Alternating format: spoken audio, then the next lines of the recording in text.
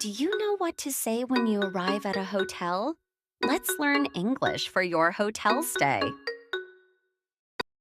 Good afternoon. Welcome to Blue Star Hotel. Good afternoon. I have a reservation, please. Sure. What is your name? My name is Jackson Cole Miller. Would you like a single room or a double room? Double room, please.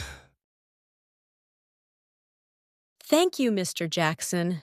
Your room is number 312. Here is your key card. Thank you. What time is breakfast? Breakfast is from 7 a.m. to 10 a.m. on the first floor. Is Wi-Fi free? Yes, the password is on the card. Great. Thank you very much.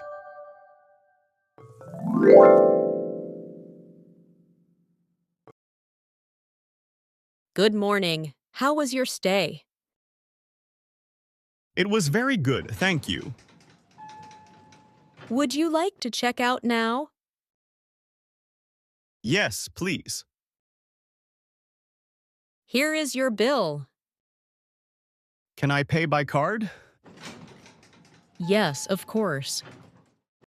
Thank you very much. Goodbye. Goodbye. Have a nice trip. Thank you for watching and subscribe for more lessons.